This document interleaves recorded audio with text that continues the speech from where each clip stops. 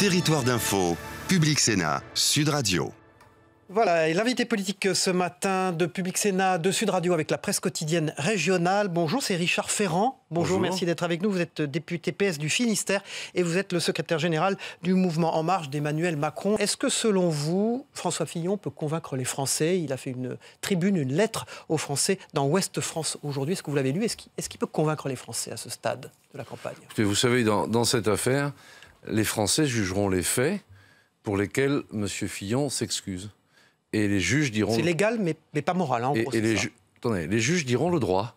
Pour l'instant, que je sache, les juges ne se sont pas prononcés sur le caractère régulier ou irrégulier des faits pour lesquels M. Fillon a présenté ses excuses. Il dit c'est légal, même si c'est pas moral. Ah, il le dit, mais c'est les juges qui disent le droit en France. Donc il faut laisser les juges faire leur boulot, et les Français, eux, apprécieront l'aspect moral, si je puis dire. Justement, Richard Ferrand, puisqu'on parle des juges, alors autant continuer. Aujourd'hui, François Fillon remet en cause le parquet national financier dans cette affaire. Est-ce qu'il a raison de mettre en cause la justice de cette manière?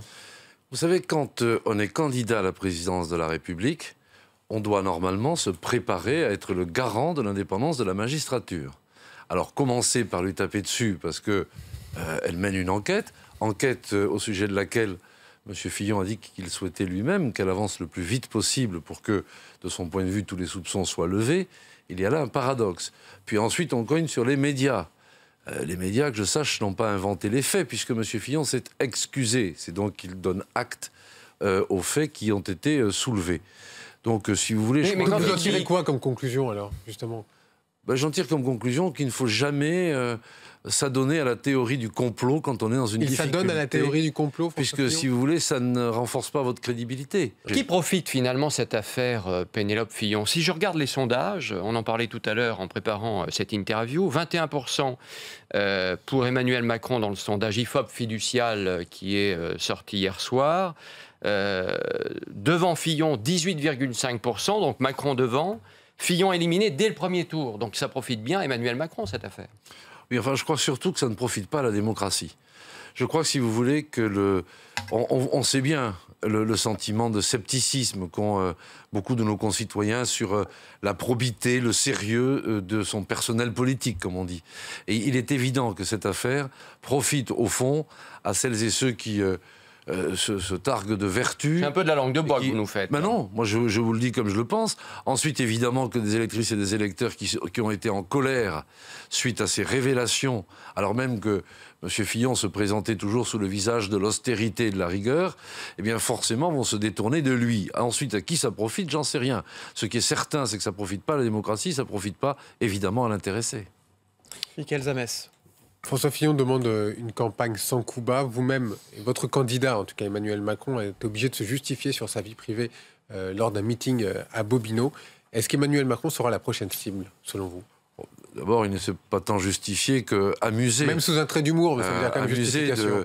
D'un effet de toutes les rumeurs qui courent, etc. Moi, je crois véritablement qu'il est temps qu'on revienne au fond. Justement, pour éclairer les auditeurs, les téléspectateurs, éclaircir les choses, il est beaucoup question de transparence avec cette affaire Fillon. D'ailleurs, les autres candidats à l'élection présidentielle, on a envie de se dire, est-ce qu'ils doivent déballer leur vie privée, le nombre de comptes qu'ils ont à la banque, etc., comme l'a fait François Fillon cette semaine, ou Nathalie Arthaud hier sur une radio nationale. Est-ce que, oui ou non, dès maintenant, sans attendre le mois de mars et les déclarations officielles de candidature, est-ce qu'ils doivent dire, bon voilà, quel est mon patrimoine devant les Français? Mais écoutez, pour ce qui concerne Emmanuel Macron, il a remis sa déclaration à la haute autorité de la transparence de la vie publique, suite au fait qu'il a quitté le gouvernement, etc.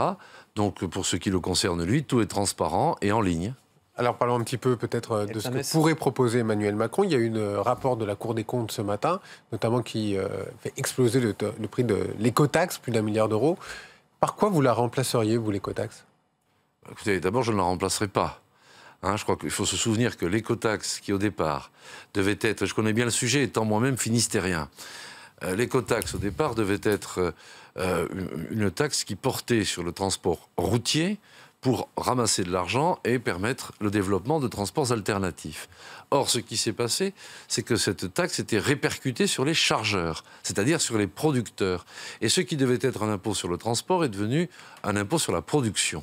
C'est pourquoi, évidemment, cela avait soulevé autant de rejets de la part notamment des agriculteurs, mais aussi de tous les acteurs agroalimentaires, c'est-à-dire de toutes les activités qui avaient une faible valeur ajoutée.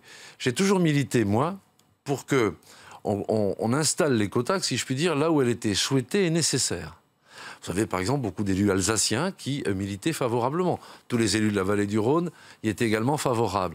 Et puis, les élus de l'Ouest, et notamment de la Bretagne, n'y étaient pas favorables, puisqu'au fond, c'était une taxe sur la production. Au final, donc, ce que je voulais vous dire, c'est que j'aurais préféré, et c'est ce que j'avais à l'Assemblée nationale plusieurs fois proposé, qu'on puisse installer cette écotaxe, la faire vivre là où elle était nécessaire, plutôt que de l'implanter partout sur le territoire. C'est votre ami Ségolène Royal qui était derrière l'écotaxe quand même. Oui, parce qu'à un moment donné, il y avait un tel rejet que ça n'était plus tenable et la ministre a choisi de suspendre l'écotaxe.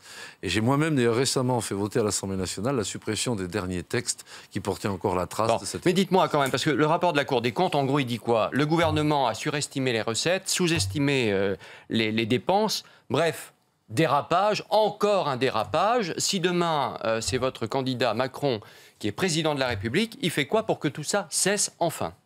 Eh bien, écoutez, dès la semaine prochaine, il présentera ses propositions en matière budgétaire, en matière économique, en matière fiscale. On peut avoir la primeur de...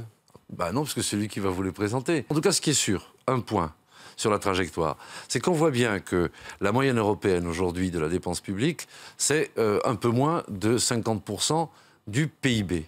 Nous sommes, nous, à 56%. Ce qui signifie que la dépense publique, aujourd'hui, pèse sur notre capacité de croissance et d'investissement. Et que par conséquent, il faudra progressivement, car il ne s'agit pas de le faire brutalement, ce serait impossible, donc inutile de se serrer la ceinture, de raconter des histoires. Il va falloir tendanciellement aller vers ces 50% et donc vers la réduction de la dépense publique. Mais en le faisant sans casser l'investissement, évidemment, et non pas en le faisant en disant on va virer 500 000 fonctionnaires comme un temps fut M. Fillon dit qu'il faudra serrer la ceinture. Oui, non, il va falloir réduire la dépense publique. Mais si on le fait avec un peu d'intelligence, on peut préserver l'investissement et on peut hiérarchiser les priorités. Pas simplement dire, voilà, je prends un crayon, je mets 500 000 fonctionnaires dehors, ce qui est impraticable, mais ce qui est très démagogique. Richard Ferrand, dans l'actualité, l'affaire d'Aulnay-sous-Bois, où un policier a été mis en examen, dont l'un pour viol. Lors de l'arrestation d'un jeune homme, vous connaissez cette affaire. Que compte faire Emmanuel Macron contre les violences policières ? Écoutez, d'abord les violences policières, disons-le clairement, surtout dans une période où les forces de l'ordre sont tout de même très sollicitées, les violences policières, c'est pas le lot quotidien. Donc je ne voudrais pas, moi, qu'à partir de quelque chose qui, tel qu'on le connaît, en tout cas, sous réserve des conclusions de l'enquête, est extrêmement choquant, est extrêmement violent. Et je souligne d'ailleurs la dignité de la famille qui, elle, a passé son temps appelée au calme. Il va de soi que les règles... Ainsi que le maire d'Aulnay-sous-Bois. Ainsi que le maire d'Aulnay-sous-Bois, absolument. Donc je crois que tout le monde doit garder son sang-froid, que l'enquête doit être menée jusqu'au bout et que... Le président de la République a rendu visite à ce jeune homme hier. Absolument. Et que toutes les sanctions qui doivent être prises le soient. Mais globalement, je crois qu'il faut à la fois faire confiance aux forces de sécurité dans notre pays. Nous en avons besoin dans cette période tout de même d'incertitude et de risques terroristes. Et il faut évidemment que là encore l'exemplarité soit au rendez-vous et qu'en tout cas les actes qui ont été cités, s'ils sont avérés et confirmés par les enquêteurs, fassent l'objet des sanctions les plus rudes. Oui. Parce que voyez-vous, dans ce domaine comme dans d'autres, c'est un événement qui rejaillit défavorablement sur toute une profession. Et donc il ne faut pas tomber dans ce piège et donc il faut être d'autant plus exigeant pour que personne ne vienne polluer la réputation des uns et des autres. Richard Ferrand, je vous ramène sur le côté plus politique avec vos amis du Parti Socialiste. Jean-Christophe Cambadélis dit qu'Emmanuel Macron ne veut pas se définir et que cela pose un problème. Vous lui répondez quoi ce matin ? Je dis à Jean-Christophe Cambadélis qu'il prenne un peu de temps pour lire les propositions que nous avons faites sur le travail, sur la santé, sur l'Europe, sur toute une série de domaines, sur l'éducation. Donc qu'il prenne un peu de temps pour regarder ce que nous mettons sur la table. Quand, par exemple, nous disons que l'allocation chômage doit pouvoir être ouverte à toutes celles et tous ceux qui, un jour, parce qu'ils ont entrepris, se trouvent en situation d'échec, que ce soit des commerçants, que ce soit des professions libérales ou autres. Donc ils regardent un peu les propositions que nous faisons, plutôt que de faire le commentaire de la chronique, de la vie politique. Mais vous savez quand même que vous risquez d'être exclu, vous, Richard Ferrand, du Parti socialiste, puisque hier, Jean-Christophe Cambadélis a dit « ceux qui fricotent avec Macron vont prendre la porte ». Oui, écoutez, vous savez... Même pas peur moi, dans mon Finistère, même pas peur, ça c'est sûr. Mais dans mon Finistère, c'est 80% des militants qui m'ont donné leur confiance pour m'investir, alors qu'ils savent très bien quels sont mes choix et quel est le chemin que je marche. Donc pour moi, c'est l'investiture la plus sacrée. Mais pourquoi vous ne faites pas le choix, justement, une fois pour toutes, non. entre le Parti socialiste et En Marche? Oui, je comprends votre question parce que ça peut paraître ambigu.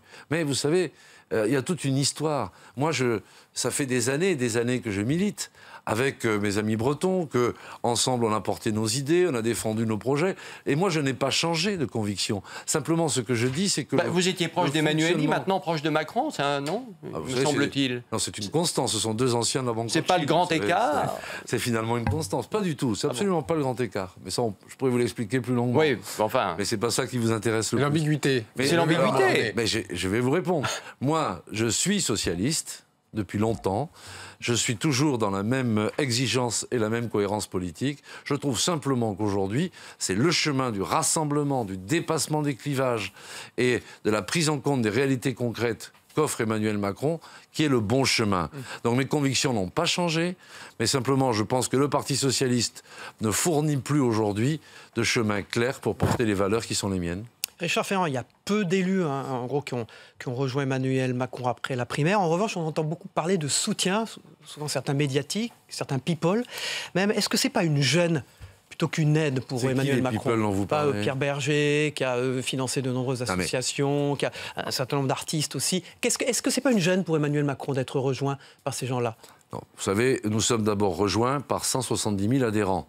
C'est quand même ça qui compte. D'abord, nous sommes rejoints par des milliers d'élus locaux. C'est ça qui compte, d'abord. Parce que dans tous les territoires, il se passe des événements, plus de 600 par semaine. Donc, à la vérité, cette dynamique s'amplifie. Qu'ensuite, des personnes connues disent Macron, c'est bien, on ne va pas s'en plaindre. Nous ouvrons largement les bras à ceux qui... Vous n'avez pas peur d'une pipolisation de la campagne d'Emmanuel Macron? On lui a beaucoup reproché. C'est vous qui en parlez, c'est pas moi. On lui a reproché une de Paris Match, une people, beaucoup de choses. Est-ce que ce n'est pas quelque chose qui vous pose problème? Écoutez, Paris Match ensuite se flatte de faire d'excellentes ventes. Il faut bien qu'ils gagnent leur vie, les journalistes. Alors les people peut-être, mais il n'y a pas eu d'hémorragie côté Parti socialiste. On pensait que tous les députés socialistes allaient rejoindre Macron. C'est pas le cas du tout. Vous pensiez. Oui. Moi, dans la conférence de presse du 19 janvier, j'ai eu l'occasion de dire que soutenir n'était pas infléchir et que pour les parlementaires, nous rejoindre ne valait pas investiture.